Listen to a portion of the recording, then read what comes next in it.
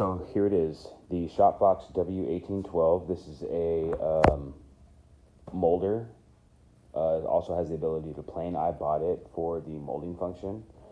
Just got delivered today. It comes in these two boxes. They're about 160 pounds a piece. The delivery driver was nice enough to bring the pallet in here. He took the pallet with him and just dropped the boxes. The only damage I really see is this little bit right here. It's not too bad though. I'm gonna unbox it and see what it's about. One thing that Shopbox did suggest is a roller stand, mobile base. This is a heavy duty one. It is an actual Shopbox brand. The two wheels in the front are swivel, and then it's got these little drop pin things right here that will mobilize it when you're using it to kind of stop it from rolling. So anyways, yeah, I bought these from Home Depot. They were on sale. You can actually buy Shopbox stuff through their website. And what was nice is I got free freight shipping. It was a huge truck that came and dropped this off, and it was free. It was free shipping, which was really nice. And then I just was able to put it on a Home Depot credit card, so that was good too. So yeah, let's unbox it. Yeah, I didn't really notice any unboxing videos on this, and I was wondering. I knew it came in 2 pallets.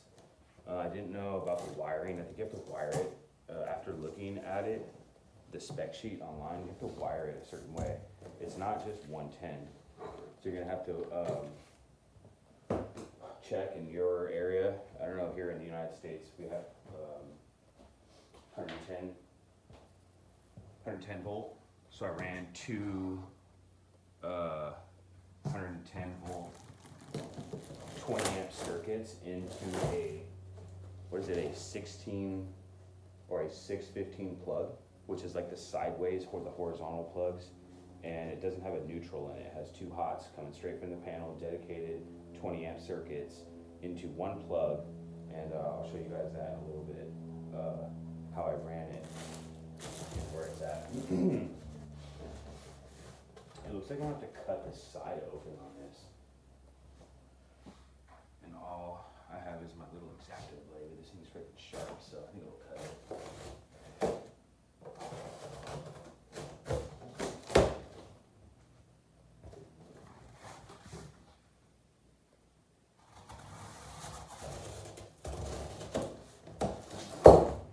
So there's that. It looks pretty well packaged.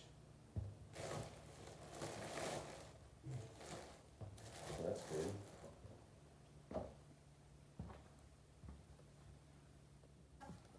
I'm assuming this is the back. I'm just gonna try to like slide it out.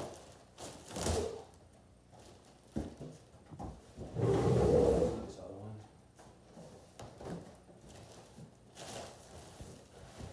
It's got this other it's like double cardboard.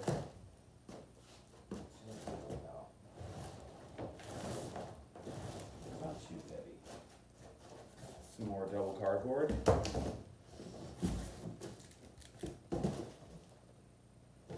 It's got something down here. A power twist RT drive. Maybe that's the chain to roll, or for the roller, the feed rollers. That would be an educated guess. Might not necessarily know what that is. Move this cardboard out of the way.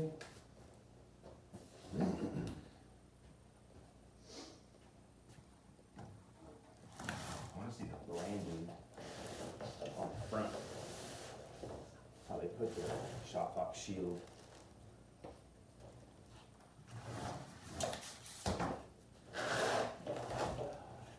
Oh, that's clean. Oh, that's good. So that's the front of it right there. It's kind of like, almost looks brass. Doubt it is, but it still looks pretty cool. That's weird that they have that little screw like that. Still looks pretty clean though. Some warning labels right there. Yeah, see, it tells you it's 240 volt one phase. So 240 volt. Yeah, you're gonna need to run a certain kind of plug. What I knew, looking at the spec sheet, so I ran that. Like I said, it's at 40 amps, but it's two 20 amp dedicated circuits, which in turn makes it 240 volts. So there it is. That's the plug it takes right there.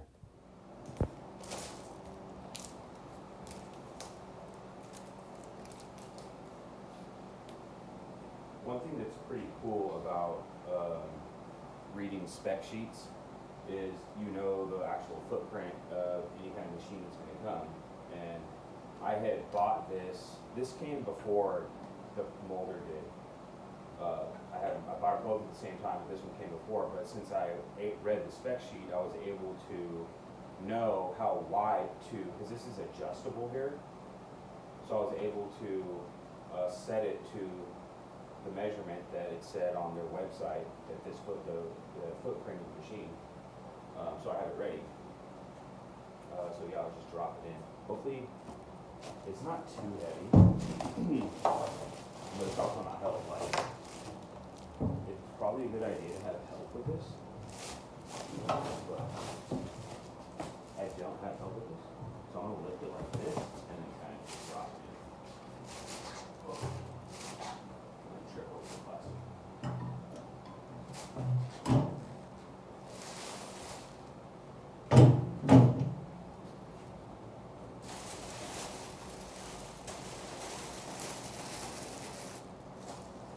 So that's kind of it right there. See, it's nice that it has that molded base on it. So you can roll it around, once you get it on there. Sweet. Another thing that's cool about the spec sheet, like I said, is knowing what kind of electrical system. Either you're gonna have to upgrade your shop or run a new circuit, the type of plug. So if you can see that right there is a 240 volt plug, and I knew that by reading, like I said, the spec sheet on it. So I was able to wire that up. As I was waiting for this thing to come in the mail, it took about a week and a half. So during that week, I was able to figure out the electrical, and so that when I got it, I was ready to go. All right, so here is the other one, box 2. Box 202. Assuming this has the mold in it. Again, pretty well packaged. And I open this upside down. Right side up.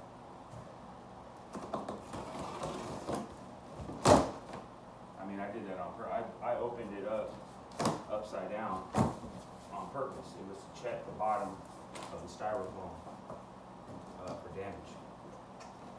Looks good. So.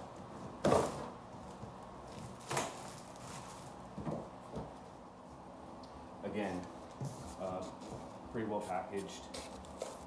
I did notice this little hole. I think that's from the part of the motor. You got this little shroud piece. It's plastic.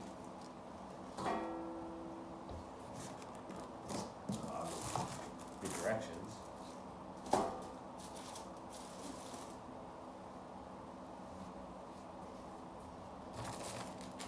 Got some little nuts and bolts. Looks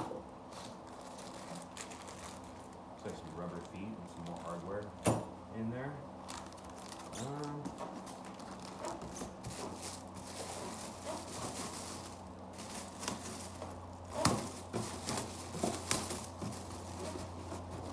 It's probably the shroud to connect your dust collection to.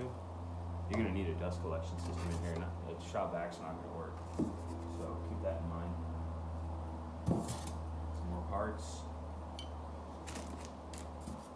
So yeah, let's get the rest of this out.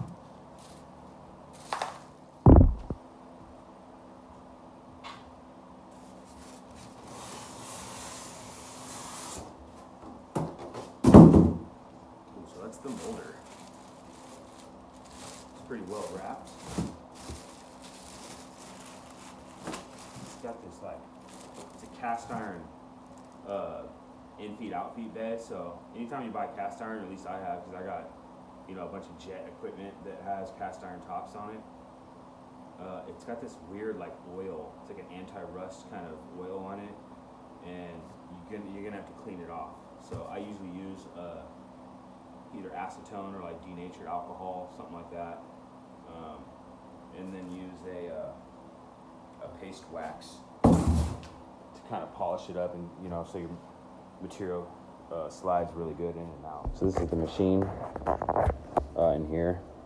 Pull that plastic back. That's it. I'm assuming that's probably the in-feed side. See, that's all that oil. It's not rust. It's like an oil that they use on there. So you have to clean all that off. And it's on any cast iron surface from a decent manufacturer is going to have some kind of protectant on it like that. So keep that in mind. If you get this machine, that you're going to have to clean that off. Who knows how hard that's going to be to clean off. But yeah, that's the machine. It feels pretty heavy. I might need help with it. I'm gonna disassemble the box around it and see if I can slide it around. Yeah, but it looks pretty heavy.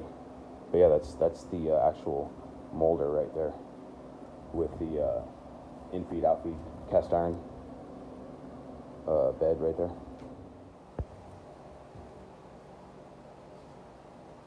Not sure why I'm filming this part. I'm just like literally cutting the size of the box in an attempt to kind of move it by myself and not have to like pick up the whole thing out of the box.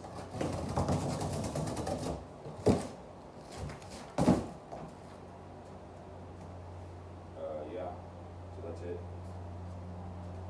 I'll put this side too over here. Let me get it out, or at least try. So I was able to get it out of the box and get it on the stand. So that's kind of it on there. I put my DeWalt planer kind of next to it as a comparison. It's not that much bigger. I mean, the footprint of it, DeWalt on the stand, you know, Moulder on a stand. Obviously, the DeWalt I could pick up and move around a lot easier because this was kind of a bear. Like, honestly, 30 more pounds and I wouldn't have been able to lift it. So I was kind of, yeah, probably should have had help. Okay, here's that. It's like that's on there. It's like a wax almost, looks like. That's not coming off. You know, it has like the plastic on it, like that does not come off. So definitely some acetone. Hit it on that. So yeah, it has a like an on-off switch that I got to mount. I don't know if I'm gonna do that today, but I don't know. We'll see. So here's the back off. It's actually pretty heavy gauge steel. The door was pretty heavy on it. So it's got this red bracket in here that's attached with this bolt, and then it goes through. We can see that, and it's attached up there. And then we need to undo this bolt, and then that releases that red shipping kind of arm. I think it's to hold the motor while it's being shipped. That's what the instructions say. It's just to take it off and save it if you ever need it to ship the machine in the future. So let's go ahead and do that. So it comes with this belt, which is not a traditional rubber belt or neoprene or whatever they are. This thing, you have to like weave it together in order to make the loop. So if you get this machine, and this is like their new way of, their new supply of belt, like good luck, dude, because this thing took me about 10-15 minutes to put together, and the instructions suck, so factor that into your day. Put it in, go through right there.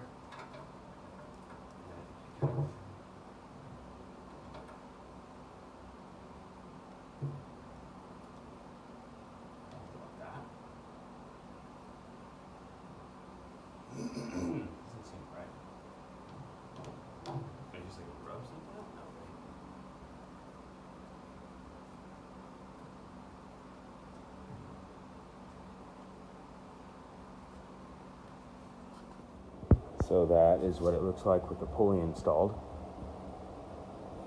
It's kind of going around like that, and then it comes up through the base or through the top, and then, so remember I use this as my arrow, and then that's the arrow for the direction. I hope that's right.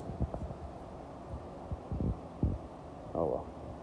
Okay, I'm gonna go off of the picture on the instructions, and the instructions shows that there's an internal belt tang and it's pointing down on this pulley, and that's the bottom pulley, and the direction is that way. So that internal belt tang, actually, if the picture is correct, which I'm assuming it is, this needs to point down. So I have it backwards. It needs to look like that, but on that side. So I'll flip it around right now. Yeah, those need to point down. All right, so after flipping it around, so where these tangs are pointing down, so you kind of start it on there. It should just kind of snap itself into place like that. Cool. It's getting there. I don't know about these belts though. I've never seen a belt like that.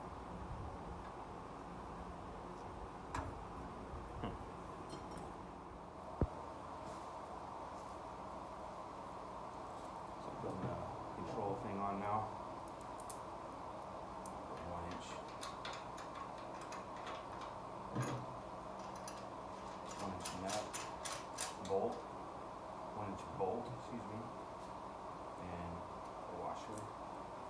When you got to feed the wire down through here and make a couple connections underneath for the variable speed, on-off kill switch, and then on the other side you got to connect the roller, the infeed rollers, because those are electric too.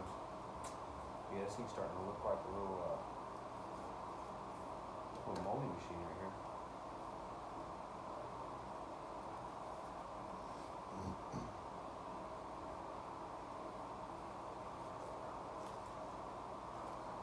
One thing I thought that was kind of weird was it looked like there was some scratching in here, and the factory touched it up a little bit. You can see, I don't know if you can see that kind of difference in color there.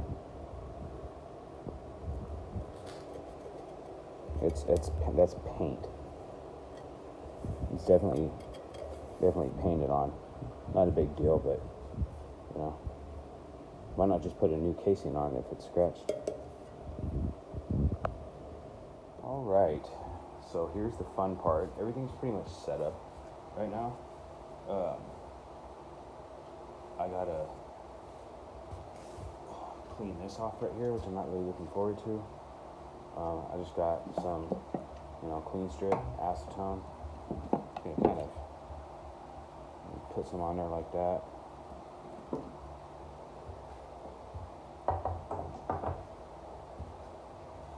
Kind of start massaging that in and see if that'll eat through it. Looks like it kind of is. I mean, whatever they put on there was pretty freaking gnarly.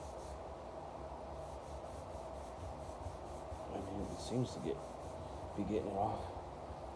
I need some more acetone.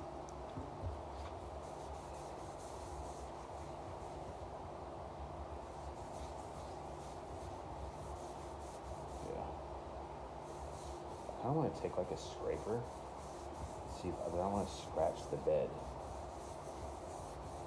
So, I don't know.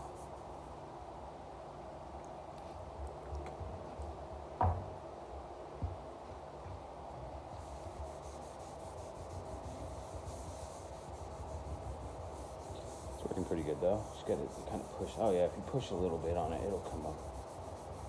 Wasn't trying to be too aggressive with it, but yeah. Good old acetone. See, I'll just hit the rest of the bed and then fire it up. So before it gets fired up, it's wanting you to kind of pull this pin out. And that's what removes the chip deflector. And then you get a 14 millimeter socket and kind of Make sure these are all tight on here. You can see that. These are the blades in there. Just kind of making sure that they're tight. They're pretty sharp.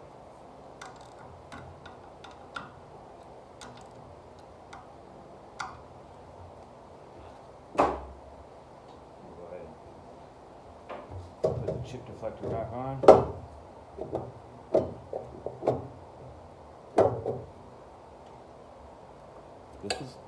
I was trying to put this on earlier. It was kind of hard to line up.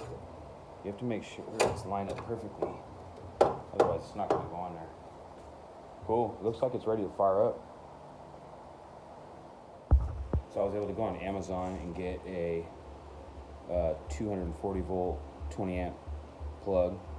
20 amps on each side. So it's 40 amp. So 40 amp, 240 volt. This is an extension cord that I'm going to use for the Moulder. In case I'm moving it around. It was like 39 bucks, so it's not too bad. So I'm gonna hook it up, flip the breaker, and test it. See what it sounds like. So it comes with these keys. Kind of, it's like a safety thing. Put it in there.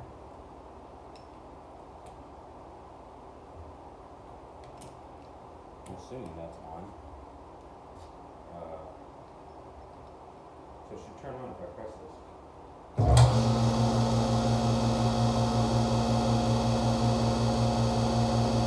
Dude, that is really, really quiet, actually.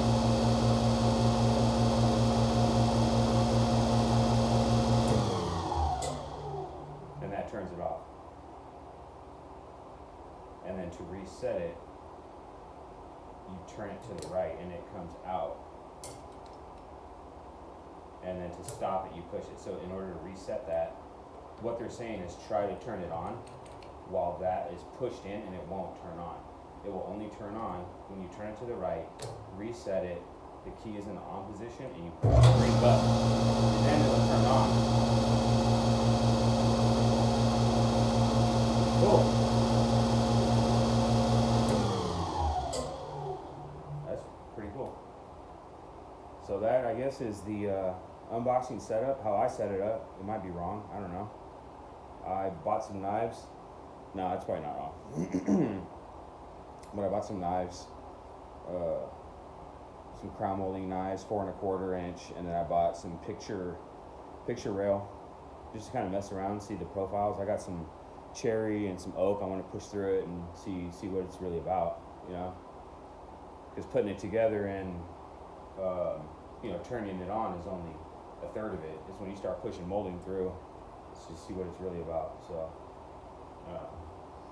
yeah, pretty fun putting it together. I think they could have. There was an Allen wrench. I think they could have done a little bit better on the owner's manual, or on the the owner's manual, and the instructions on how to put it together. But it was okay. So yeah, that's it.